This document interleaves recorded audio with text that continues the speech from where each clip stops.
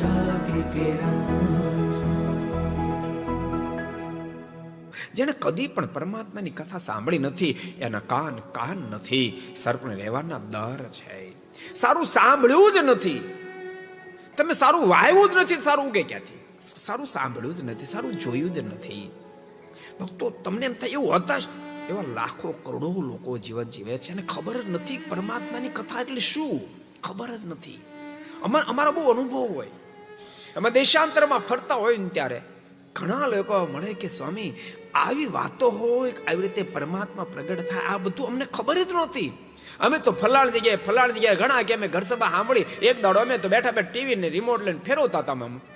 એમાં આ લક્ષ્યમાં આવી કે આસ્થા ભજનમાં ઘર સભા સાંભળી, અમને આનંદ થયો અને ત્યારથી અમે અમારા જીવનને બદલ્યું છે. અમે શરાબ છોડ્યો, સિગારેટ છોડી, ગુટકા છોડ્યા. અમારા પરિવારમાં નિત્ય સંઘર્ષ રહેતો હતો, અમે સંઘર્ષમાંથી બહાર નીકળ્યા, સંપથી એકતાથી રહેવા લાગ્યા, પરમાત્માની આરાધના કરવા લાગ્યા. અમારા ઘરમાં કોઈ દી દીવાબત્તી નહોતી થઈ, એને બદલે રેગ્યુલર ઠાકોરજીની દીવાબત્તી પૂજા વગેરે કરવા લાગ્યા. અમારા ઘરમાં સંપ્રદાયના અનેક વિધિ શાસ્ત્રો, ગીતાજી, ભાગવત જેવા સત્શાસ્ત્રો આવ્યા. એના વાંચનથી અમારું જીવન આખો બદલો લઈ ગયો. को पसंद आया हो तो लाइक करें और शेयर करना मत भूलिए.